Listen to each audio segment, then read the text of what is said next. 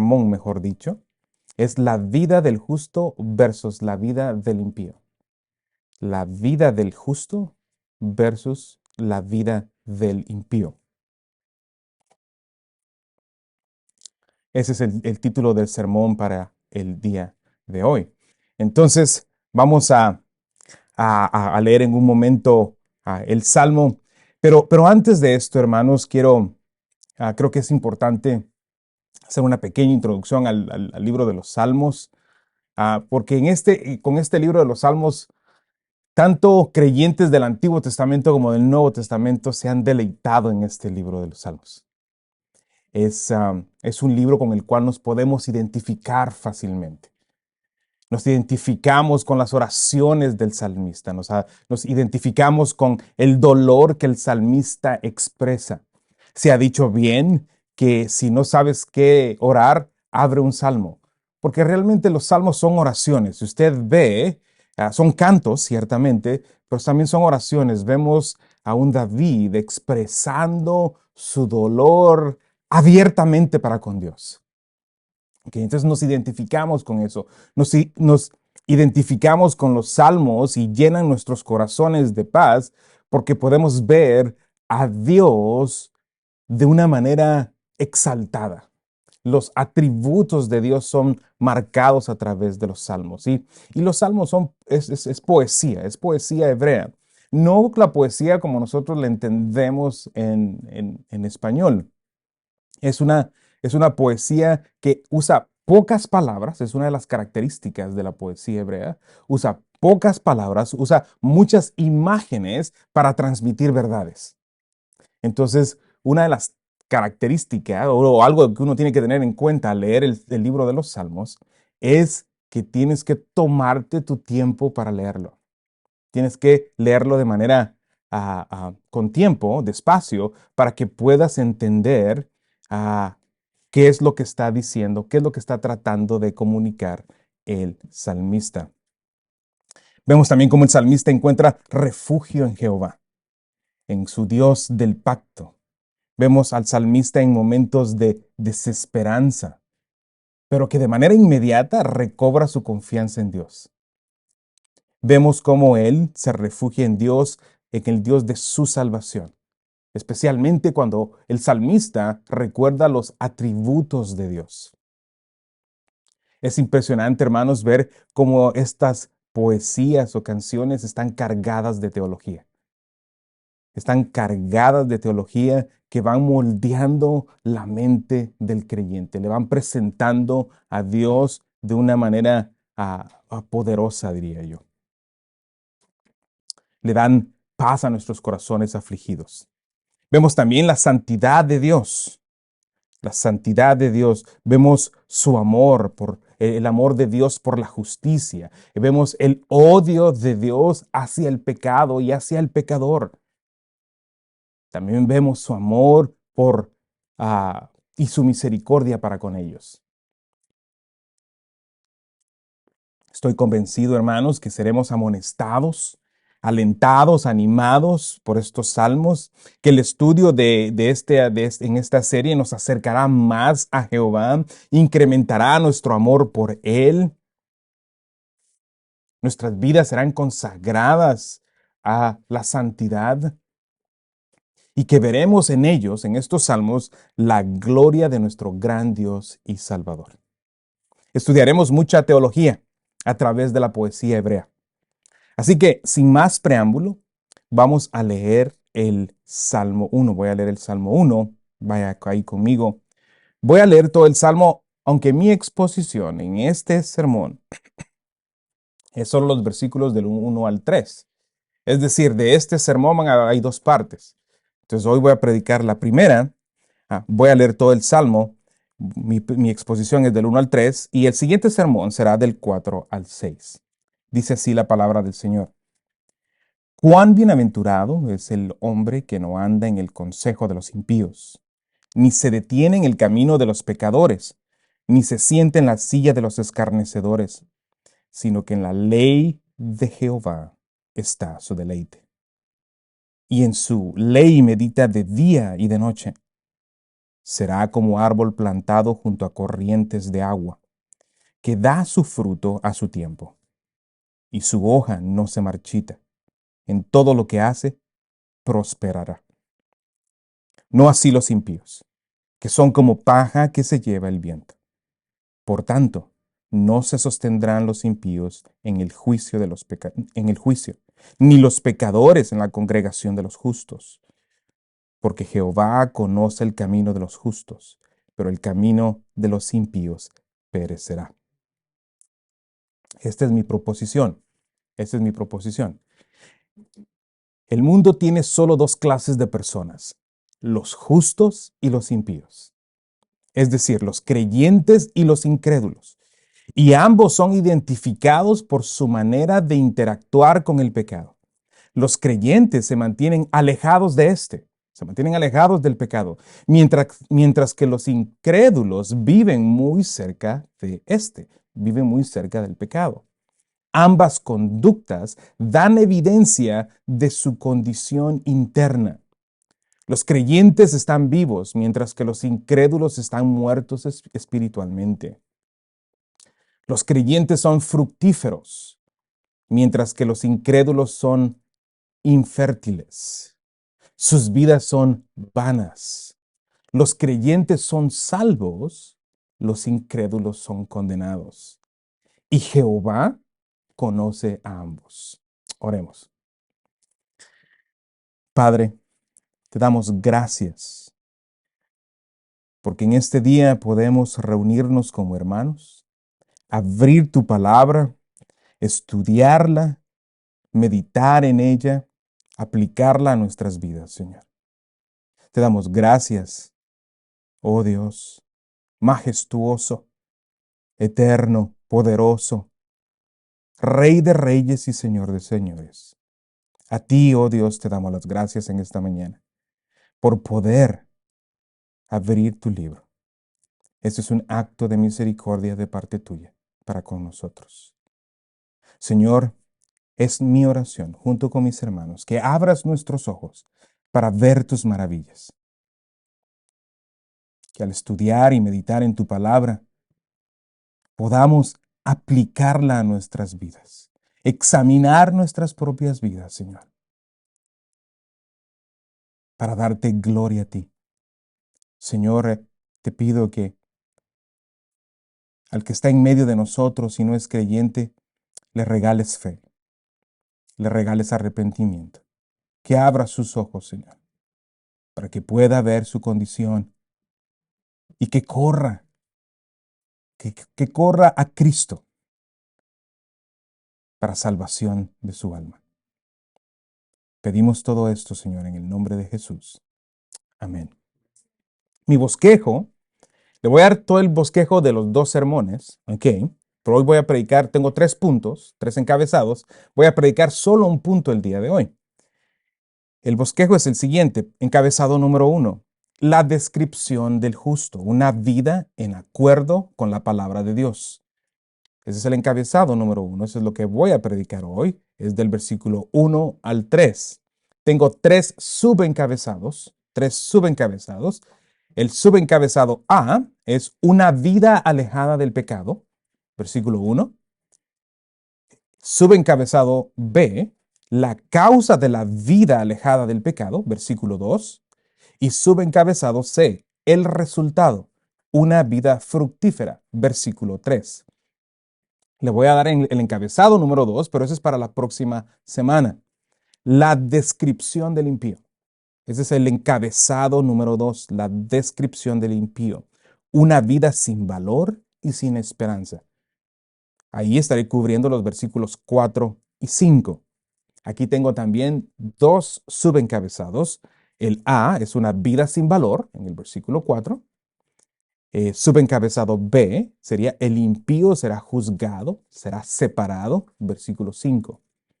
Y el encabezado número 3 es Jehová conoce a ambos. Jehová conoce a ambos. Eso sería el versículo 6. ¿Okay? Entonces solo voy a predicar el encabezado número 1. Ahora, creo que es de suma importancia, hermanos, antes de entrar, creo que es de suma importancia notar que tanto el Salmo 1 como el Salmo 2 sirven como introducción a todo el libro de los Salmos. Eso es sumamente importante. Sirven como introducción a todo el libro de los Salmos, al Salterio, como se le conoce. Y además están interconectados tanto el Salmo 1 como el Salmo 2. Por ejemplo, el Salmo 1, puede verlo ahí conmigo, inicia con la frase cuán bienaventurado. Y si le da la vuelta a la página, en el Salmo 2 termina exactamente con esa misma frase. Cuán bienaventurado. Esto hace se llama un inclusio. Un inclusio. Conecta a los dos salmos. Estos dos salmos, Salmo 1 y Salmo 2, no fueron los primeros en ser escritos. De hecho, el primer salmo que fue escrito cronológicamente es el Salmo 90, el salmo de Moisés. De Moisés. ¿Ok? Entonces, pero les digo esto para que vean que intencionalmente Salmo 1 y 2 fueron colocados al inicio del Salterio, porque son los que nos introducen a este templo de verdad, como le llama el doctor Steve Lawson, al libro de los Salmos. Y va a ser es de suma importancia, hermanos, que entendamos que estos son la introducción al Salterio. ¿Okay? Hay otras conexiones entre el Salmo 1 y el Salmo 2 que estaré haciendo alusión mientras vaya haciendo mi exposición. Estos dos salmos, hermanos, Salmo 1 y Salmo 2, preparan el corazón del lector, preparan el corazón del creyente, pues nos muestran cuál debe ser la condición interna antes de entrar en este templo de verdad. Es imperativo, es necesario, es la única, voy a argumentar, es la única manera de poder entrar y conocer a este Dios tan grande y poderoso y misericordioso que nos muestran los salmos. Es la única manera de entrar como nos lo va a presentar Salmo 1 y Salmo 2. Ese es mi argumento. Esto quiere decir que Salmo 1 y Salmo 2, especialmente Salmo 1, es de carácter didáctico. Tiene el objeto de instruirnos, tiene el objeto de enseñarnos con respecto a cómo debemos de acercarnos al único Dios que es santo, santo, santo. Y es a través de la poesía hebrea que veremos el carácter de Jehová y todas sus perfecciones. Esa es una pequeña introducción a lo que es el Salterio. Ahora sí voy a hacer mi exposición del encabezado número 1. La descripción del justo. Una vida de acuerdo con la palabra de Dios. Subencabezado A. Una vida alejado del pecado. Una vida alejada del pecado. Versículo 1. Dice, cuán bienaventurado es el hombre que no anda en el consejo de los impíos, ni se detiene en el camino de los escarnecedores, ni se detiene en el camino de los pecadores, ni se sienta en la silla de los escarnecedores.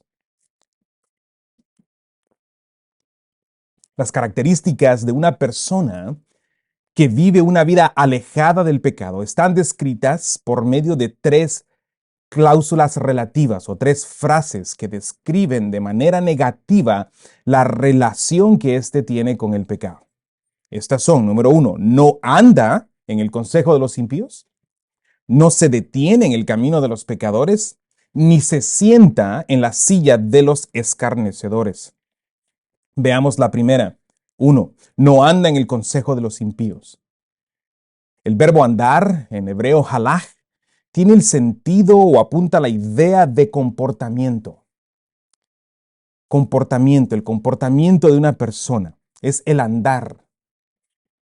No se refiere al andar físico en el cual pones un pie enfrente del otro. No está hablando de eso, sino este es un modismo para apuntar al estilo de vida, la manera de vivir, un comportamiento de la persona.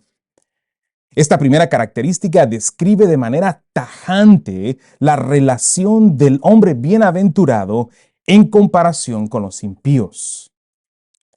Vea cómo describe el salmista a la persona bienaventurada. No anda. Es decir, no tiene un comportamiento el cual indique que éste esté buscando el consejo o el asesoramiento del impío. Estos impíos son todos aquellos que están de manera abierta en una total rebelión y oposición para con Dios. En otras partes de la Biblia es traducida como los malvados, transgresores, inicuos, perversos. Por ejemplo, el consejo de estos sería como las filosofías seculares del mundo, que a lo bueno le llaman malo y a lo malo le llaman bueno. Por ejemplo, hoy en día ya nadie puede definir lo que es un hombre o una mujer. Han creado tantos géneros que ellos mismos están confundidos, no saben qué es un hombre y qué es una mujer. Esa es una ideología, se llama la ideología de género. Eso es algo impío, eso es algo impío. Solo hay dos géneros establecidos por Dios. Es el hombre y la mujer. ¿Okay? Ese es el diseño de Dios. Lo contrario es algo impío.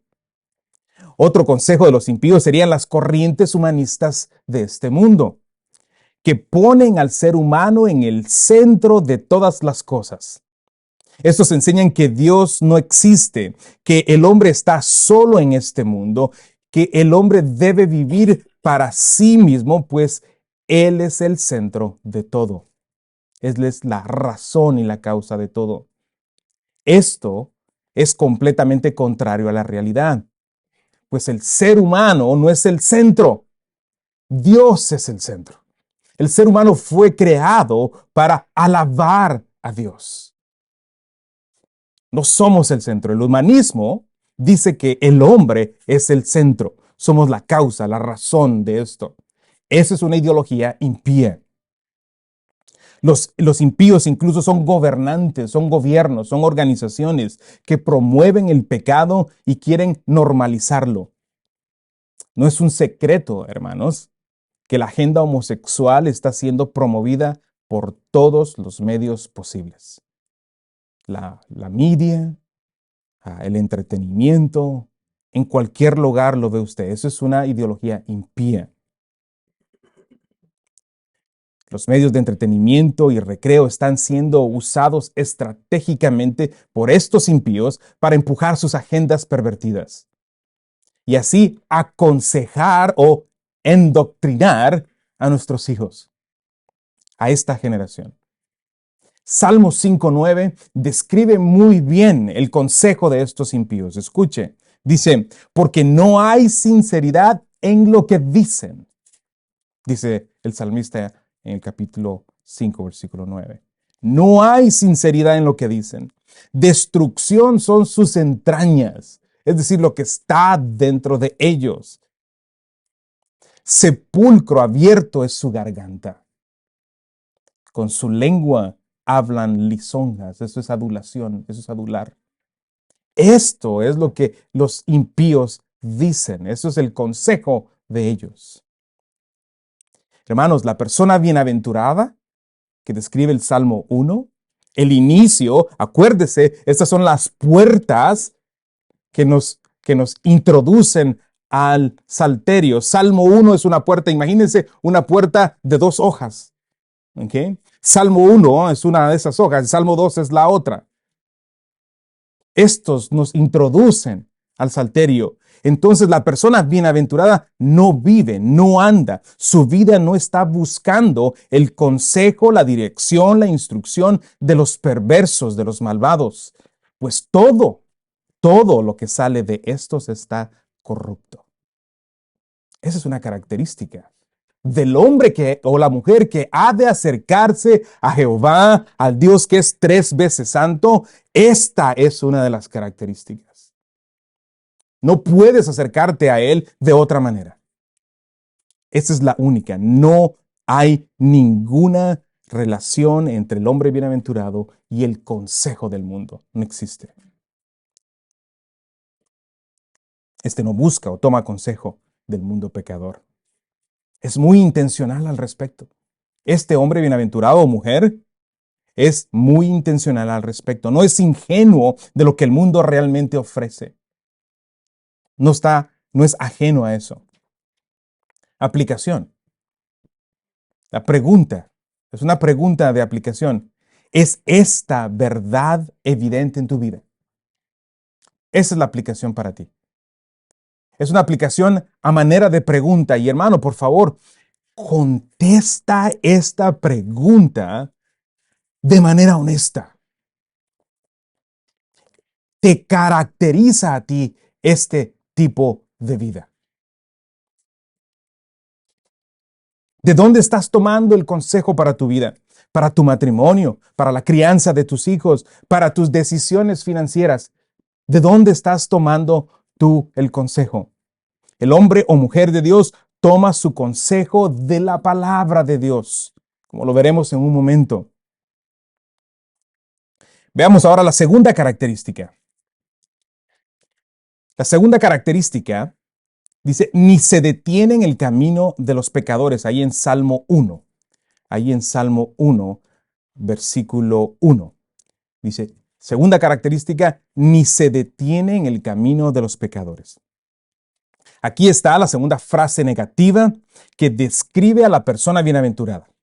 Y dice que ésta no se detiene a considerar, esa es la idea, que no se detiene a considerar el camino de los pecadores. ¿A considerar qué? Sería la pregunta. Pues no se detiene a considerar el camino de los pecadores, es la respuesta. El sustantivo camino, en hebreo derech, está siendo usado para señalar la conducta de una persona. Es muy similar a lo que vimos en el versículo 1, cuando dice el andar. Esto es un modismo para apuntar al comportamiento, conducta de una persona. En este caso, el de los pecadores. Estos pecadores describen a una persona cuya vida transcurre entre pecados graves, los cuales son manifiestos. Estos, a diferencia de los impíos, son los que desobedecen a Dios. Son los que conocen los mandamientos de Dios e intencionalmente los desobedecen. En otras palabras, el justo ni siquiera se detiene a considerar la conducta de estos pecadores. No existe algo bueno que se pueda encontrar de ellos. De manera práctica, el creyente no anda buscando su modelo a seguir en los pecadores. No se detiene a considerar cómo ellos viven. No es algo que es appealing, que te gusta, que te llame la atención del mundo. Esa es la descripción en este pasaje. No se detiene, ni se detiene. Ni siquiera se detiene a contemplar o considerar la manera que estos viven. Estos son los que viven en el camino ancho. Estos pecadores son los que viven en el camino ancho que lleva a la destrucción y el juicio de parte de Dios. Mateo 7:13 dice, entrad por la puerta estrecha, porque ancha es la puerta y espacioso es el camino que lleva a la perdición. Y muchos son los que entran por ella. La aplicación, a manera de pregunta. ¿Por qué camino estás andando tú hoy? ¿Es tu manera de vivir un camino de obediencia a Dios? ¿Buscas tú, te detienes tú a considerar como ejemplo a seguir cómo viven los pecadores? ¿Es tu modelo el mundo?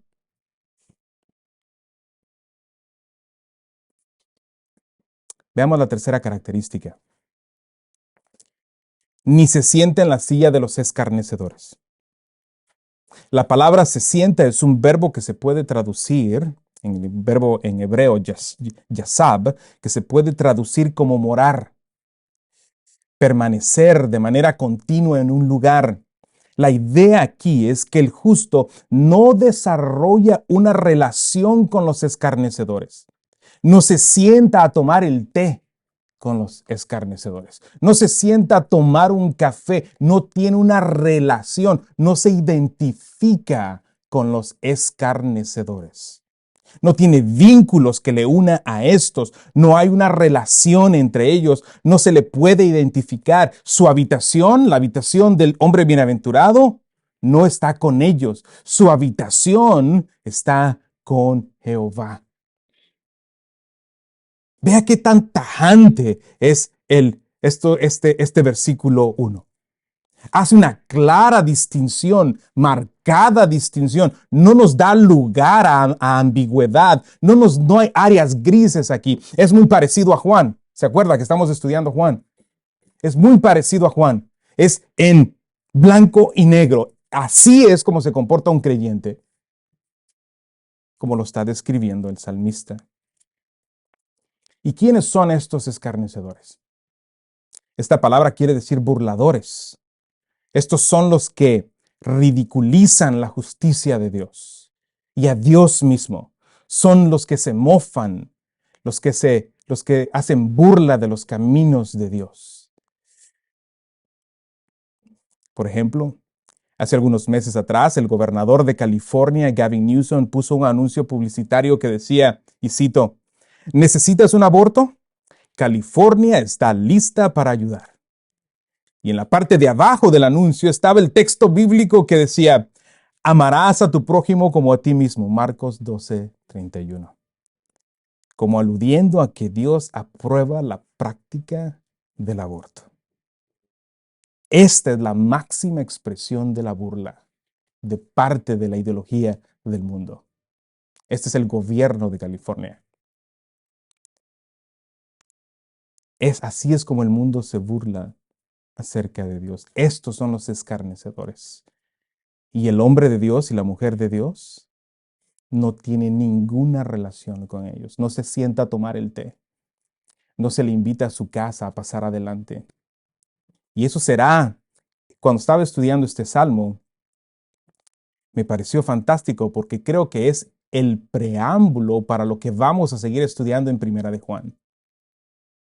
Porque incluso en una de las cartas de Juan, en la segunda carta de Juan, Juan amonesta a los creyentes y les dice que no se asocien con los falsos maestros, con todos aquellos que están en oposición a Dios.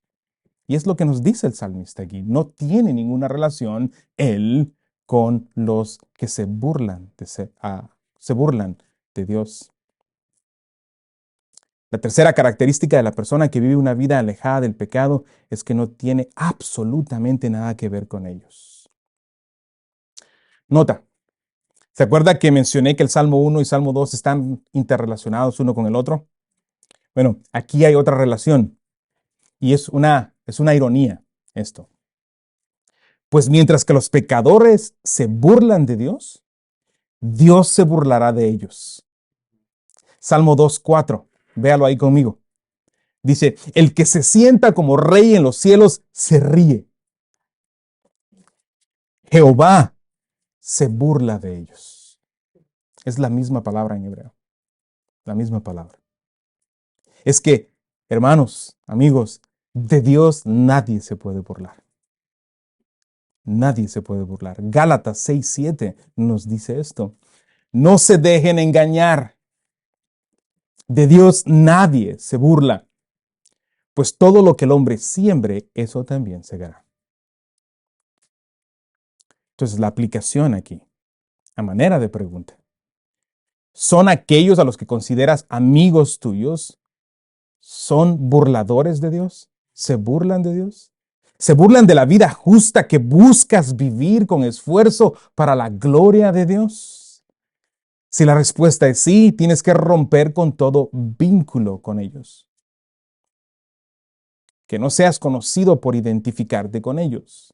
Ahora, ciertamente no estoy diciendo que te alejes del mundo. Pues el mundo es nuestro campo misionero.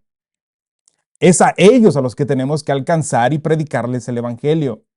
Lo que estoy diciendo y lo que dice el salmista es que no seas conocido como alguien que se identifica con ellos.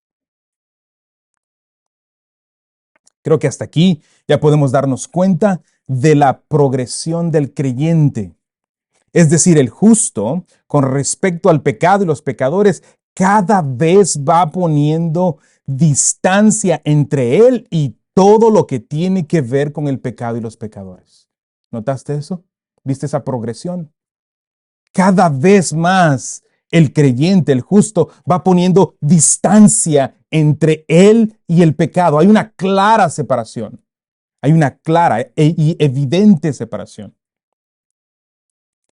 Claro, no estoy hablando de perfección, ni la Escritura habla de una obediencia perfecta, pues esto no es posible de este lado de la eternidad, pero sí apunta, hermanos, apunta a que la vida de este hombre es una vida consagrada a Dios. Es una vida consagrada a Dios. Hermano, esta es la puerta que nos introduce al salterio. Esa es la única manera, argumento, que puedes entrar y conocer al Dios verdadero. Es la única manera. Es decir, el creyente solo puede conocer al Dios verdadero a través de una vida consagrada a la santidad, alejado del pecado. No nos dejes con duda que tu vida sea un testimonio, una declaración clara, clara, de que tú eres un hombre y una mujer que está apartada del pecado. No que cuando tengamos que dar algún tipo de algún tipo de referencia cerca tuya, nos quedemos rascando la cabeza. Y pues no sé, parece, pero no. Tú no puedes decir eso del hombre de Salmo 1. No puedes decir eso. Aquí no hay ambigüedad. Tú sabes quién es él. Tú sabes quién es. Es exactamente lo que tienen que decir de ti como creyente. Es exactamente lo que tienen que decir de ti. Esta es la entrada al salterio. Así es como podemos conocer al Dios de este hermoso libro, el libro de los Salmos. Así que ya vimos las tres características del creyente que vive una vida alejada del pecado, no toma consejo de los malos, no considera el camino de los que desobedecen a Dios, no se asocia con aquellos que se burlan de Dios. Una vez más la misma pregunta. ¿Es esta una realidad en ti? Ahora, aquí hay una advertencia implícita en todo esto. Hay una advertencia implícita. Y no sé si ya lo notaron, pero aquí hay una progresión destructiva del pecado. Una progresión destructiva del pecado. Es como un espiral que te va llevando cada vez más profundo en las oscuridades de la impiedad. Véalo ahí conmigo en el texto. Comienza con andar en el consejo de los impíos. Luego va un poco más abajo y ahora ya no solo anda, sino que ahora se detiene y considera algo no tan malo como el camino de los que desobedecen a Dios. Ah, no, tal vez no está tan mal. Tal vez como vive este artista o fulano o mengano, tal vez no es tan malo eso. Y no para allí. El siguiente paso en la progresión pecaminosa es que ahora se sienta, ahora habita. Si ves la progresión, imagínate a alguien que va caminando en su vida profesando ser creyente, va caminando y de repente se detiene a considerar la manera que los pecadores viven. Y de repente lo siguiente que sabe ya no está solo detenido, sino ahora está tomando el té con ellos, está haciendo vida con ellos. Hay esa progresión del pecado. Se identifica ahora con los que se burlan de Dios. Escuchen, amigos y hermanos, el pecado es destructivo. No saldrás bien librado, ni en esta vida ni en la venidera, pues de Dios nadie puede burlarse. No juegues con el pecado. Te irá llevando poco a poco, a profundidades más oscuras. Esto debería darnos un temor, a nosotros como creyentes, a los que estamos vivos en nuestro interior, debería de provocarnos temor, debería de provocar que las alertas dentro de nosotros se enciendan. Y cualquier pecado que estemos cometiendo hoy, debes de arrepentirte de él. Debes de apartarte de él inmediatamente. No juegues con fuego, porque te vas a quemar. Te vas a quemar. Veamos el versículo 2. El subencabezado B. El subencabezado B. La causa de la vida alejada del pecado. ¿Qué causa todo esto, hermanos? Salmo 1:2 dice, sino que en la ley de Jehová está su deleite, y en su ley medita de día y de noche. Observa esto. Las características de la persona que vive alejada del pecado del versículo 1 apuntan a una separación clara, marcada, entre este y el pecado. Y este versículo 2 nos enseña la unión. Vea el contraste, la unión entre este y Dios a través de su palabra. Es decir, la causa de la vida alejada del pecado es porque el justo se deleita en la palabra de Dios. Esto apunta, hermanos, a una relación entre el creyente y Dios, y no una relación mística, no una relación de que yo siento, aunque ciertamente el creyente sentimos algo, pero no se basa en eso, no se basa en tus emociones, no se basa en tus experiencias. Eso no es lo que dice el salmista. Es a través de su ley, a través de la Torá. La palabra Torá en hebreo puede traducirse como instrucción. Cuando nosotros pensamos ley, pensamos en mandamientos, correcto, eso es lo que está en nuestras mentes. Y es cierto, lo es. Pero no es solo mandamientos, son instrucciones para vivir. Ahí está el deleite del creyente. El versículo inicia apuntando a esto por medio de este contraste. El hombre bienaventurado encuentra un deleite, un placer, una complacencia en la instrucción del Señor. En el contexto que se escribió el Salmo, seguramente está apuntando al Pentateuco. Y como aplicación para los creyentes del nuevo pacto, nosotros, aplica para toda la palabra de Dios, para toda la Biblia. Este deleite es una realidad para todo creyente, tanto del Antiguo Testamento como del Nuevo. Por ejemplo, Salmo 114 dice, y por cierto, ayer en nuestra clase en nuestro taller del grupo de hombres, estuvimos aprendiendo este salmo. Salmo 119:14, me he gozado en el camino de tus testimonios, más que en todas las riquezas. ¿Notaste eso? ¿Puedes creer eso? El creyente tiene por sumo valor y deleite la palabra de Dios más que las riquezas. Ahí está el corazón del salmista, ahí está el corazón del creyente. Salmo 119:16 dice, me deleitaré en tus estatutos y no olvidaré tu palabra. Salmo 119:35 dice, hazme andar por la senda de tus mandamientos, porque en ella me deleito.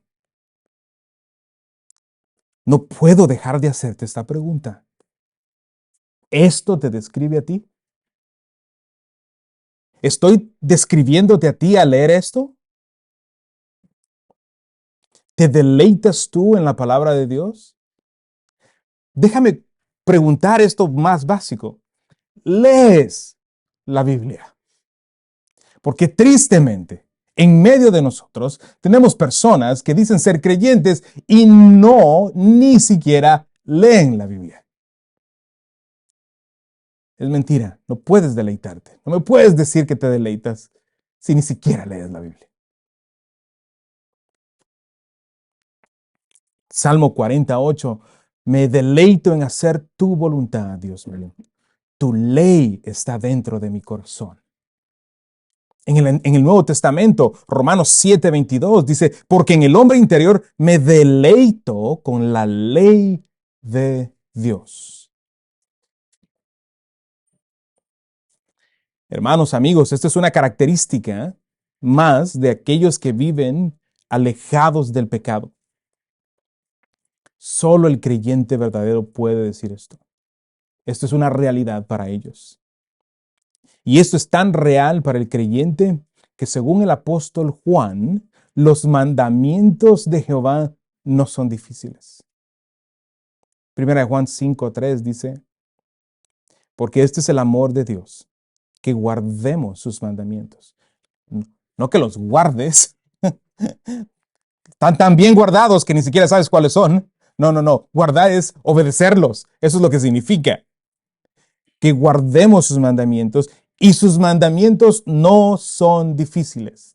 Esto está profundo. ¿Sabes lo que significa no son difíciles? Eso es lo que significa que no son difíciles. No es difícil de entender. La traducción difícil aquí tiene la idea de opresión. Lo que Juan está diciendo es, no son opresivos. Para el creyente, la palabra de Dios no es algo opresivo, lo es para el no creyente. Pon a un no creyente a leer la palabra y lo estás castigando. Lo estás castigando. Por eso no le digas a tus hijos, te voy a castigar, ve a leer la Biblia. Bueno, seguramente si es un incrédulo, sí va a ser un castigo para él o para ella. Pero para un creyente no es así. La palabra de Dios no es opresiva para el creyente, no es un castigo, es un deleite. Es un deleite. Es a través de ella que somos santificados.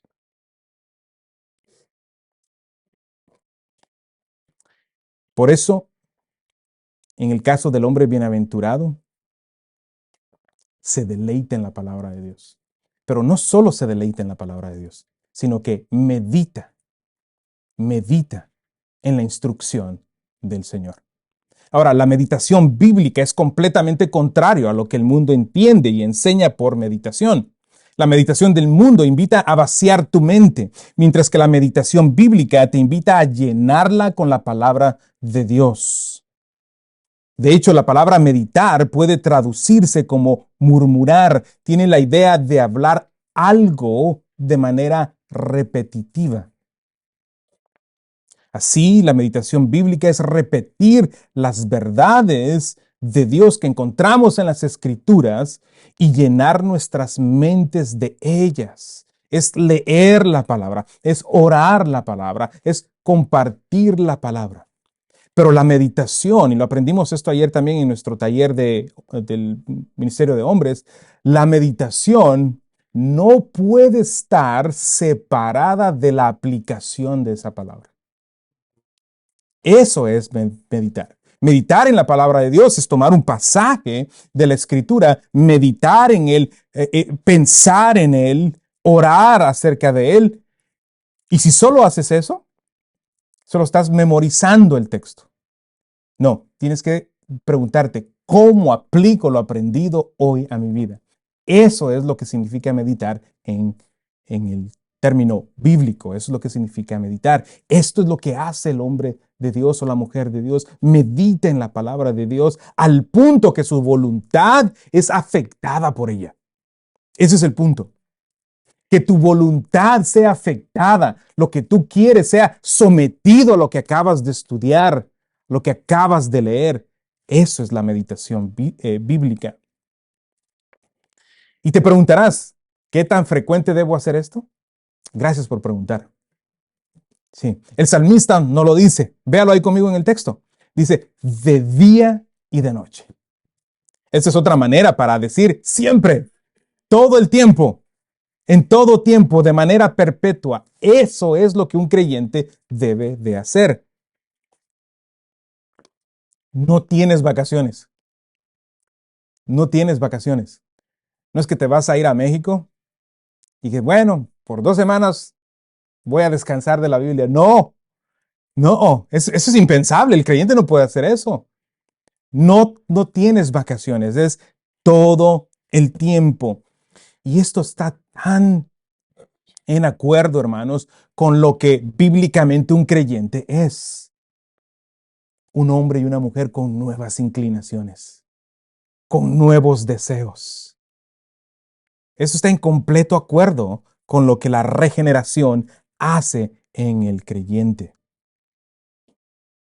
Esto es lo que Moisés le dice al hombre de Dios, Josué. En Josué 1:8, tan famoso este pasaje. Este libro de la ley no se apartará de tu boca, sino que meditarás en él día y noche, para que cuides de hacer. Ahí está la aplicación. ¿Sí escuchaste? Meditarás, y aquí está la aplicación, en hacer todo lo que está escrito en ella. Porque entonces harás prosperar tu camino y tendrás éxito.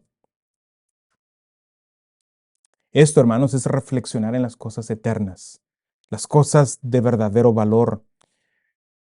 Esto es también lo que Pablo le dice al joven pastor Timoteo en 1 Timoteo 4:15, que dice: reflexiona sobre estas cosas, dedícate a ellas para que tu aprovechamiento sea evidente. O sea que si va a ser evidente es porque lo está haciendo en lo que ha estado reflexionando.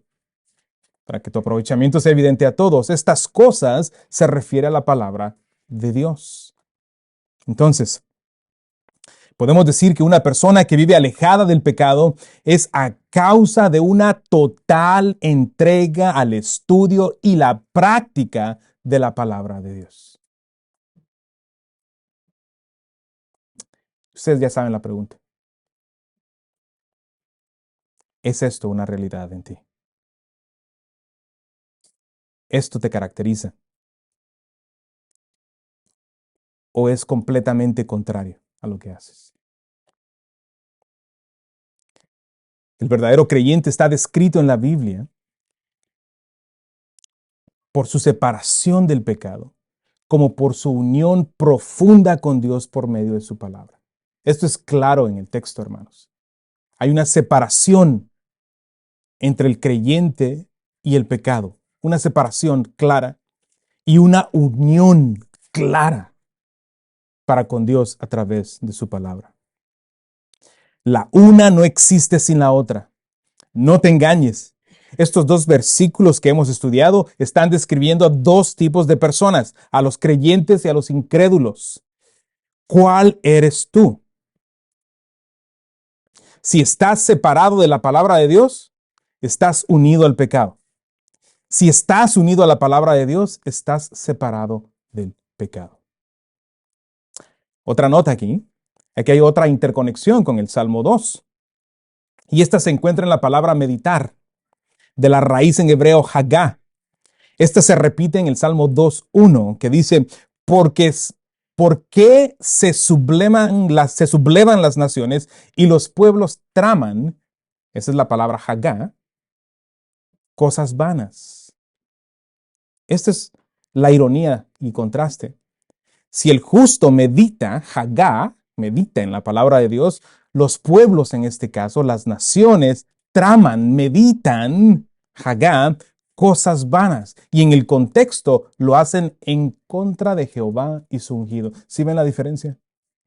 El impío, el pecador, medita en contra de Dios, pero el creyente no, medita en Dios. Es claro el contraste. Ahora, el resultado de vivir meditando en la palabra de Dios y separado del pecado lo vemos en el versículo 3. Y este es mi último subencabezado. El resultado. El resultado. Versículo 3. Ahí en el Salmo 1. Será como árbol plantado junto a corrientes de agua, que da su fruto a su tiempo y su hoja no se marchita. En todo lo que hace, prospera. Esta es la conclusión lógica a la cual ha llegado el salmista. Esto es, hermanos, el resultado de una vida separada del pecado y unida a Dios a través de su palabra. La imagen de árbol es usada para comunicar el estado futuro del hombre o mujer que vive una vida apartada del pecado. Será fortalecido, enraizado en la verdad. La imagen es de vida, fortaleza, bienestar, longanimidad, prosperidad. Pero note algo, el árbol es plantado, es decir, no se plantó él solo.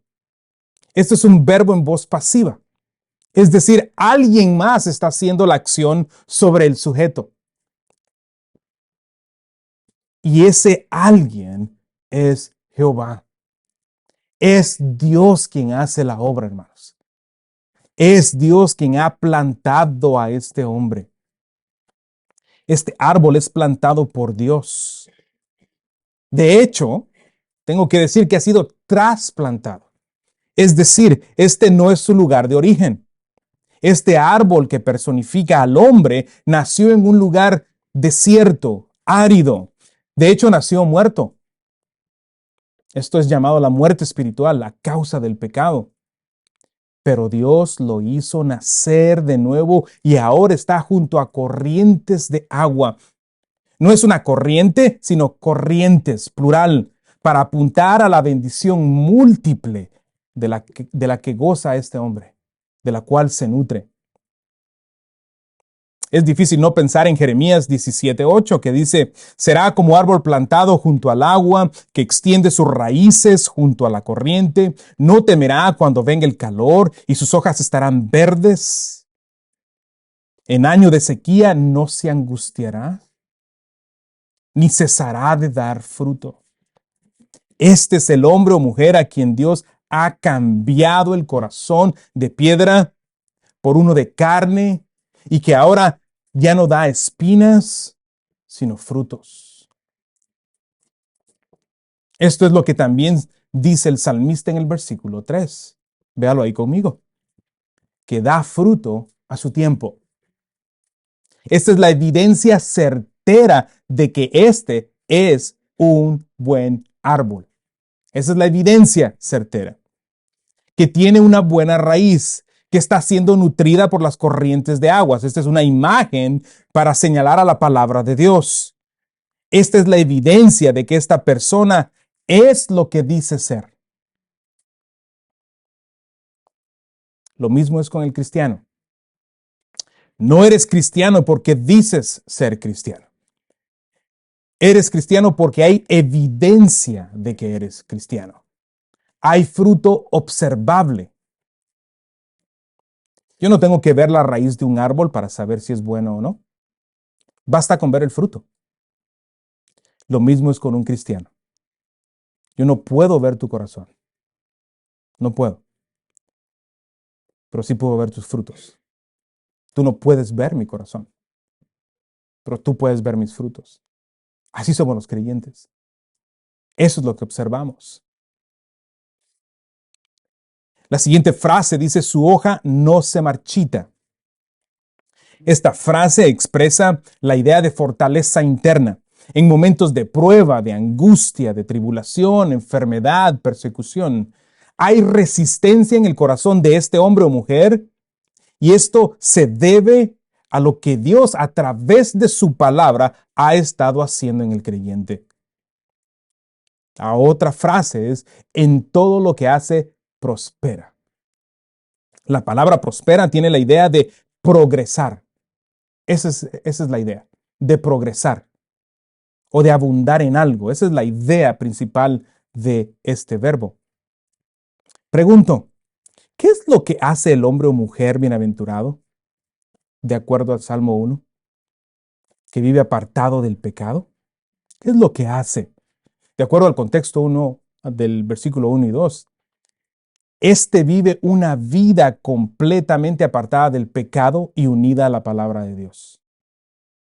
En esto es en lo que prospera, hermanos. En esto es en lo que él progresa. Muchos han utilizado esto y lo sacan fuera de su contexto y terminan pecando porque buscan una obediencia con el fin de obtener bienes materiales. No, no es lo que está enseñando el texto. No, este hombre progresará en lo que su corazón se deleita. Es en la palabra de Dios, en apartarse del pecado. En eso será prosperado. En eso es que progresará. Ahora, ciertamente estos 3 versículos dividen a la humanidad en 2 grupos, como ya mencioné, los justos y los impíos. Pero lo curioso es que estos justos una vez fueron impíos. Estos fueron tan pecadores como cualquiera de los hombres nacidos de mujer. De hecho, no existe ni un solo hombre que en su estado natural sea justo. Ese es mi argumento. Más bien lo contrario es verdad. Todo hombre, sin excepción, es un impío, pecador y escarnecedor. Romanos 3:10 dice, como está escrito, no hay justo ni aun uno, no hay quien entienda, no hay quien busque a Dios. Todos se han desviado, a una se hicieron inútiles, no hay quien haga lo bueno, no hay ni siquiera uno. Entonces, ¿cómo es que este hombre, que antes andaba en el consejo de los impíos, consideraba la manera de vivir de los pecadores como algo a imitar, que se identificaba con los que se burlaban de Dios y no meditaba en la palabra de Dios? ¿Cómo es que ahora este hombre tiene un celo por la palabra de Dios y un odio por el pecado? ¿Qué fue lo que pasó? La respuesta se encuentra en la expresión al inicio del versículo 1. Véalo ahí conmigo. Que dice, cuán bienaventurado. Intencionalmente dejé, y no expliqué esa palabra, la dejé para ahora. La bienaventuranza es un estado de ser. Eso es lo que es la bienaventuranza. Es esta fórmula, ashrei en hebreo, que apunta a un estado de ser. Es contar con el favor divino que solo Dios puede dar a aquellos a quien Él salva. Y esto sin el mérito de parte de aquel que lo recibe. Esto es lo que le sucede a los creyentes en el momento de su salvación. Cuando el pecador escucha el Evangelio y es convencido por Dios de su culpabilidad ante este Dios santo, santo, santo, y es movido al arrepentimiento y a la fe en Jesucristo. Es en ese momento que el Espíritu Santo de Dios lo hace nacer de nuevo por medio de la regeneración de su corazón, quitando así el corazón de piedra y dándole un corazón de carne, el cual tiene ahora nuevos deseos e inclinaciones. Ahora ama al Dios que antes odiaba y odia el pecado que antes tanto amaba. Hay un deseo de santidad que Dios mismo ha puesto allí. Esta es la única razón por la cual el creyente se caracteriza por vivir una vida alejada del pecado, como lo hemos estudiado el día de hoy. Así que concluimos que este comportamiento que hemos estudiado no proviene del esfuerzo humano, ni de la práctica de la religión, sino que más bien es el resultado de la obra de Dios en la salvación y la santificación de aquel que un día fue enemigo de Dios, pero hoy es su hijo por adopción, es decir, el creyente. Lo que vemos plasmado en Salmo 1 del 1 al 3 es la descripción de lo que es un cristiano, hermanos. Eso es lo que vemos ahí. Este Salmo del 1 al 3 describe a un cristiano. Es mi oración y mi exhortación que al terminar este sermón, al terminar este día, no dobles tu Biblia y no regreses a este salmo y medites y te examines a la luz de estas verdades. Es mi oración, hermanos, que cada uno de nosotros podamos decir, ¿esto me caracteriza a mí? ¿Es esto una realidad en mí? De no ser así, te exhorto en el amor de Cristo, con urgencia, a que te apartes de tu pecado, te arrepientes de él y pongas tu fe en Cristo. Oremos, hermanos. Dios, gracias te damos, Padre, por tu palabra. Gracias te damos, Señor, por tan hermosa palabra. Ciertamente, este Salmo 1 es la introducción junto con el Salmo 2 a este templo de verdad, conocido como el libro de los Salmos. Y es requerido de parte tuya, es puesto allí por la inspiración del Espíritu Santo al principio, con el fin de que todo aquel hombre o mujer que quiera acercarse a ti se acerque a ti de esta manera. Una vida apartada del pecado y una vida que te busca constantemente a través de las Escrituras, que obedece tu palabra. Es la única manera que puede un creyente, un hombre, una mujer, llegar a conocerte. Es lo que tú requieres. Señor, es mi oración que cada uno de nosotros pensemos en esto. Ponderemos en nuestras mentes acerca de lo que hemos estudiado hoy y que nos conformemos a tu palabra. En este inicio del 2024 creo que es una buena resolución comenzar así, abandonando y reconociendo todo pecado en nuestra vida y dedicando nuestras vidas por completo al estudio de tu palabra y la aplicación de ella en nuestras vidas, para tu gloria. En el nombre de Jesús lo pedimos. Amén.